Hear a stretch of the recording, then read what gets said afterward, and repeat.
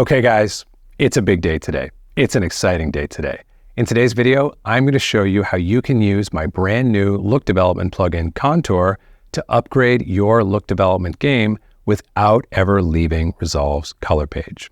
Along the way, you're going to pick up some principles and techniques that are going to be helpful to you in your look development journey, regardless of where you're starting today. Now, this plugin is one that I've been in active development on for over a year. Beta testing it, refining it, getting it ready for you guys. But on an even longer timeline, Contour really represents what I've been trying to accomplish in my look development journey since that journey began, which is the ability to quickly, cleanly, intuitively build the exact look that I want to see from scratch, and then have full control over all of the ingredients in that look and be able to continue to refine it. So I'm very, very excited to be able to share it with you today and all of the powerful features within it. Now, because we have all these powerful features available within Contour, we're not going to cover all of them in the course of today's video. But for everyone who grabs a license of Contour, we are including a 2-day look development in Contour course to give you the ability to truly master this tool and get everything out of it that it has to offer to your look development practice. For today, I just want to give you a sense of what this plugin is about and show you some of the cool things that it has to offer. So I thought it would be fun to start with 5 of my favorite features within the plugin and give you some practical examples of how I like to use them. So let's dive into Resolve and take a look at my 5 favorite features within this plugin. Okay, so what are we looking at right now? What do I have? I just have a timeline of 5 or 6 images here. I haven't done any grading whatsoever yet. All I've done is what I always do. I've got my color management set up, and I'm now going to go over here to the timeline level where my output transform is living, and I'm going to place Contour immediately upstream of my output transform. First thing to understand about Contour, it is designed to slot into a color managed environment. You need to use it in a color managed environment. It won't work without that, okay? So I'm going to place this immediately upstream of my output transform and drop the OpenFX plugin onto an empty node here, and we can go ahead and label it like so. And just to start things off, let me give you a little orientation as to what's going on in this plugin. There's a lot of sliders, a lot of buttons, a lot of options in here, but it really just comes down to 5 modules: curve, split, saturation, and density. And we're going to look briefly at each of these modules here today. And by the way, something that you might have noticed just now is I left my mouse hovered over a checkbox a moment ago. Any checkbox, any button, any slider that you hover your mouse over inside of Contour, you're going to get a brief description of what the heck you can expect to see when you manipulate that UI feature, okay? So if you need a reminder or you need to get a bit of an understanding of what is about to happen, you can always hover your cursor over any checkbox, any button, any slider to get a quick tooltip there. If you want a deeper explanation, you want more context, you can always scroll down to the very bottom of the plugin here, and this will take you to the Contour manual, which explains things in much greater depth, all right? For now, let's dive into the first module here, the curve module. By the way, these modules are not presented in terms of order of processing. They are presented in terms of order of priority for us as the look designer. So what I'm going to suggest to you is that if you only have 5 minutes to build a look, you should spend those 5 minutes on curve. That's going to be the most visually impactful module, so on and so forth as we work our way through split, saturation, density, etc. Let's start with our curve here. And I'm going to do something that you might not expect me to here. When I look at this image and I start saying, I want to develop a look for this image, or say for a film or a scene that takes place in this type of lighting scenario, you might not say, oh, we need more contrast. But that's what I'm going to do. I'm going to add some more contrast in here. And my favorite feature about the curve module that we're about to see come to life here is it allows me to articulate a contrast curve that is formed of 3 distinct segments: toe, middle, and shoulder, that always smoothly cohere into one gentle curve that does exactly what I want to see on my image. So let's start with this baseline of essentially increased slope that I've created here. You can see in this mid segment, I had less slope, a less steep line. Now I have a steeper line, right? But what I'm going to do now is specifically shape my low end in order to get the exact contrast response that I want. This is always the challenge of any great creative contrast curve. It's not about, oh, I want more contrast or less contrast, or to leave the contrast the same. It's about shaping the contrast all the way from the bottom to the top of the tones in the image. So we've got our base contrast, and I'm now going to start to lift up my black point, okay? I'm also going to lengthen my toe, and you can see that's increasing the length of my nonlinear toe segment. You can also see that's softening contrast down in that low area. I'm going to double down on that now by weakening my toe, like so. So even though I started with some very strong contrast, if we turn this curve off and just look at the net of what we're doing, we're now just getting a different shape of contrast on the image. This, to me, is what we're always looking for with a creative contrast curve when we're doing look dev. It's not about adding or diminishing contrast as much as it is about shaping contrast and creating a curve that really supports your imagery and your creative intent for that imagery. So my favorite feature within this module is the fact that I can shape my toe, my middle, and my shoulder, just like we briefly did just now. And no matter where I position any of these sliders, I'm going to net out to one smooth, fluid, continuous curve with no sharp transition or kind of harsh corners at the transition point between those three segments that form my overall curve, okay? So that's my curve, and I think that looks really nice for this image. It's really helped me to kind of reshape the net or the base contrast of this image. Let's move on to shot 2 here, and we're going to talk about the split module next. So if I zip this up, and we open up our split, the split module is where we can introduce split toning, where we can push a certain color into the low end and another color into the high end. That's often a cool color into the low end and a warm color into the high end. And if we turn on our split curve and we just start pushing, you can see that happening, right? We're getting cool in the bottom, warm in the top, like so. Now, the rest of the split module is really about allowing me to finesse what I just did right here. I'll also point out, because I'm a geek, the shape of these curves, I'm so proud of this shape and the smoothness of them. This is something that we worked really, really hard to get feeling really silky and smooth, even at stronger intensities, because smoothness is one of the best predictors for how well a look will travel and how great it will look on a wide variety of images. But I digress. Let's go back to the main point here and say, we've got a certain amount of split strength here, and really all of these other sliders are about allowing me to refine what I just did. So I can define a particular hue in the bottom and in the top. I've got all types of other controls for refining and sort of nuancing this curve. But what I want to drop down to right now, since we're talking about favorite features, I'm going to show you a technique that I like to call secret split toning. You'll see why I call it that in just a minute here. Here's what I'm going to do.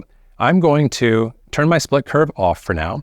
I'm going to turn my highlight mode on so that I can see the sat mask that I'm applying to this image. This sat mask is exactly what it sounds like. It allows me to mask the effect of what I'm doing based on the saturation of the underlying image.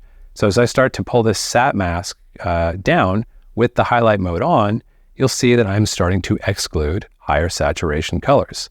In my case, I actually want to do the opposite. I'm going to invert this sat mask, and you can now see that I'm excluding neutrals from the deal. So if I zoom in on my subject's face, for example, and I just really push that split for the sake of clarity, and I go off and then on, that's doing a lot to shape this image, to give it depth, to give it color harmony. But because I'm not affecting my neutrals at all, it's very sneaky, right? That's why I call it secret split toning. And if we compare this to what we had a moment ago with no saturation mask, you can see the difference there, where so often with the split scheme, I feel like the right idea is there when I am watching a show that I think looks okay, or when I'm looking at a tool that I think works okay. The ideas are there. Yeah, it's helpful to push low into, or push cool into the low, warm into the high, create that depth, create that harmony. But the fingerprints linger, the brush strokes linger behind. And that's what I would say is starting to happen in a case like this. Like, yeah, that looks nice, but I can really feel the colorist's hand at work. Compare that to what we have over here on the right-hand side, very different story.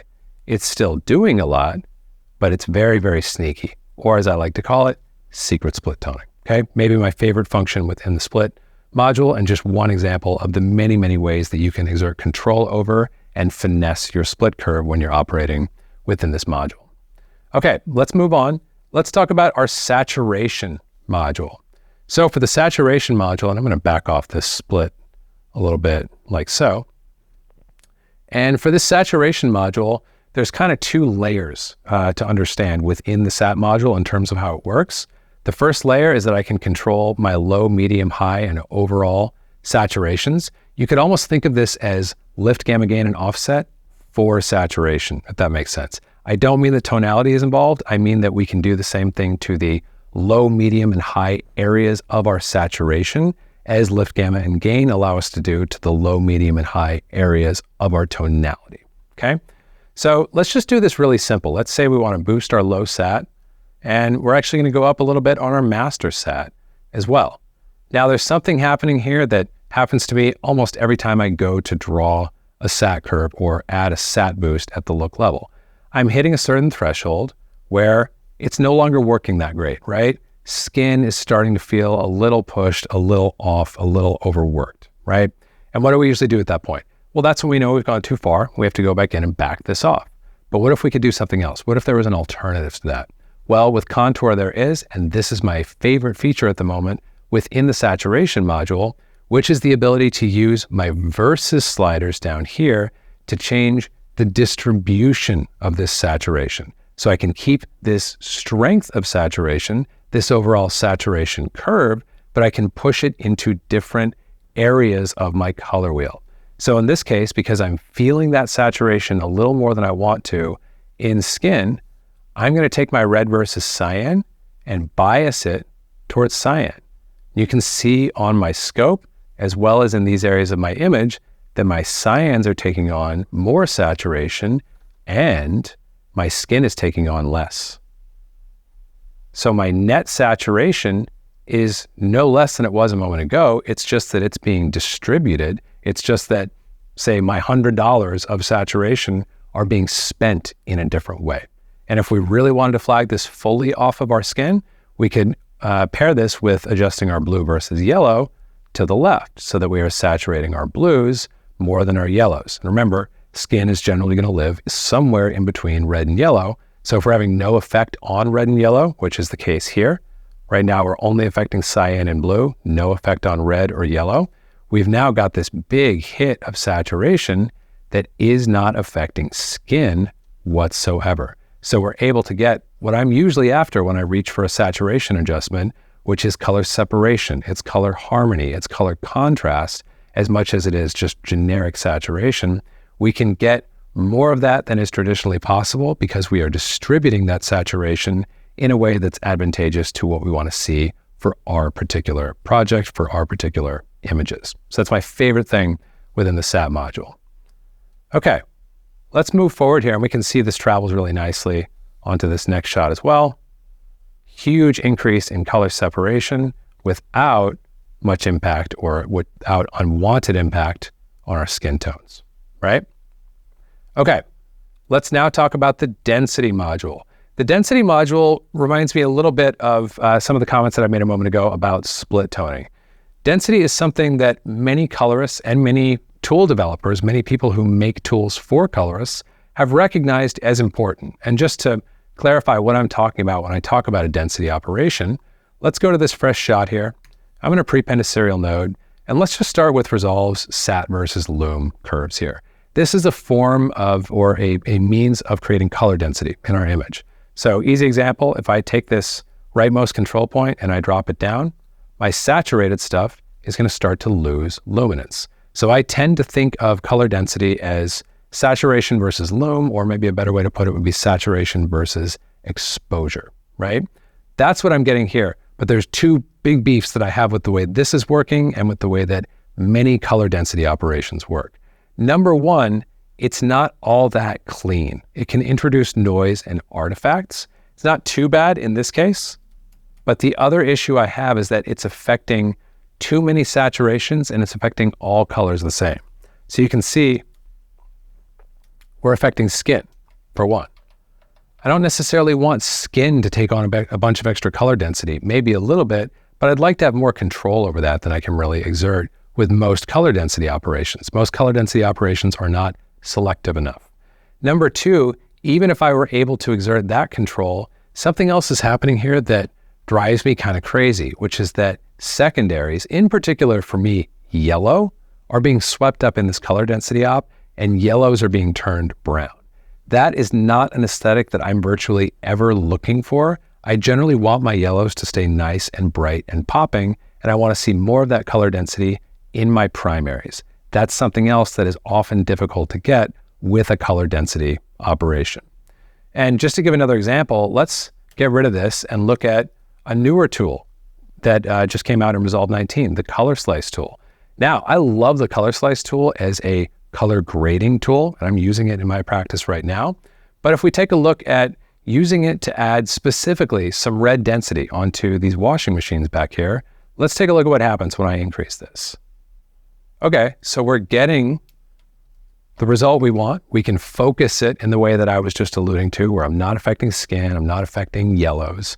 But remember my other comment that I made a moment ago about noise. That's feeling pretty chattery, right? That's not something that I really want in my overall image. So I've traded one problem for another.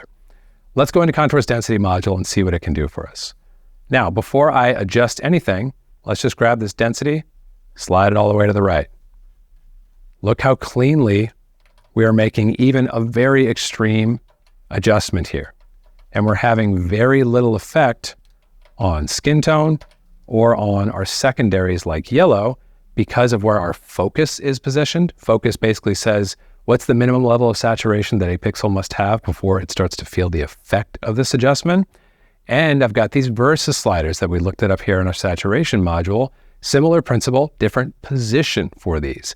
These are positioned by default to give you what I think is generally going to be the best starting point, which is lower exposure for your primaries without dropping the exposure of your secondaries, your cyan, magenta, and yellow. That's why I've got these set all the way to the left. So I'm hitting red, green, and blue, and not at all touching cyan, magenta, and yellow.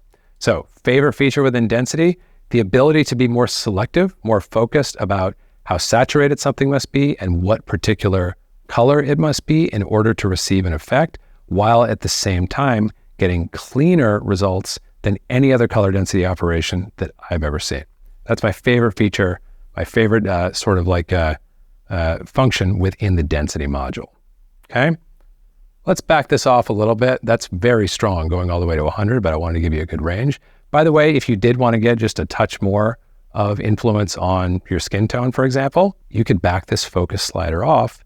And now we're going to start to feel a little bit more of that color density on my subject's face. Okay, so we've got a nice bit of flexibility there. For now, I'm going to leave these things kind of somewhere around here.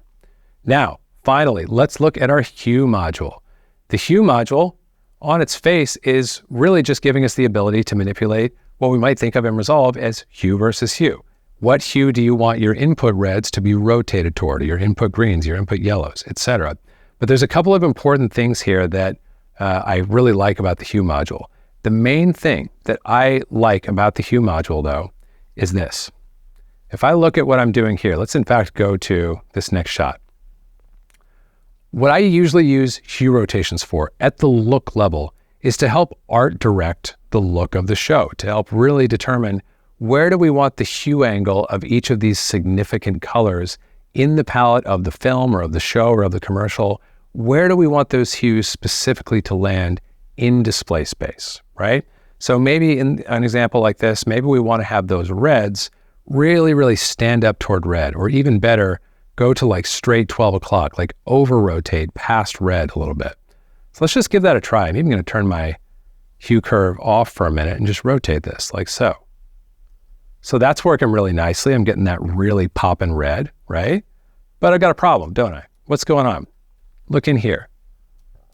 If I turn this off and on, something's happening that often happens with hue rotations, which is that I'm sweeping up lower saturation memory colors, particularly skin in this rotation.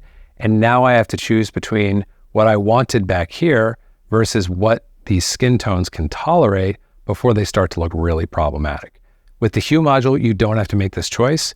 We have a focus slider that essentially allows you to set a minimum saturation threshold, which a pixel must meet before it will receive the effects of the hue rotation. And again, this is going to happen super cleanly. So check out what happens here. If I want to limit this effect and totally keep it off of my dude's face here. I'm just going to start to crank this focus slider up. And you can see that rotation bleeding out of his face, right?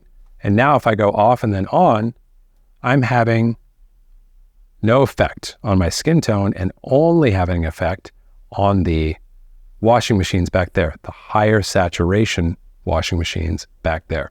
So that's my favorite feature within the hue module is I have more flexibility to shape the palette, to art direct the frame in collaboration with my client without distorting and skewing and creating problems in my memory colors, especially skin, which is always the biggest challenge for me when we're doing these type of preferential hue rotations, is to keep things locked where we want them to remain locked, and to do all of this really, really cleanly in a way that's not going to introduce artifacts on the shot we're auditioning or any other shot down the line. All of the functionality and power available within Contour. Again, that's why anyone who grabs a license of Contour is going to get free enrollment in my 2-day look development within Contour course. And that's a great start to kind of get you oriented toward the tool. If I give you just another quick tour of my other favorite feature here, if we look at these profiles, you can import and export profiles so that if you have a baseline you've created that you like to use as your foundation for building a new look, if you build something that's really cool and you want to share it with a friend, if your friend builds something really cool and you want to see what they did, these are all easy things to do with the profile system, and it allows you to pull in a profile, see all the decisions that you made or that the author made, and use it for inspiration, use it as a foundation, use it as a baseline for developing a new look, and give you that same type of interactivity and window into the look that I talked about at the beginning of this video that I've always looked for in my look development practice. In fact, as part of grabbing a license of Contour, I'm going to include some profiles for you that I built to get you started so that you can experiment with these looks, see what I did, see the decisions that went into building these looks, and it's going to help jumpstart your fluency with the tool in and of itself. So I hope you enjoyed this quick overall walkthrough. If this looks cool, if this looks interesting to you, go grab the free trial, go play with it for yourself, go see what you think. And if you like it, then this is a great time to take advantage of our launch special. Right now, we are pricing Contour at prices that we will never publish again. So it's a great time to grab the tool if you like what you're seeing here, if you grab the tool and you like what you're able to do with it. So I encourage you to go check it out. And regardless, I hope this has given you some food for thought and some fresh concepts for how you can upgrade the concepts that go into your look development game and ideally accompany those upgraded concepts with some upgraded tools.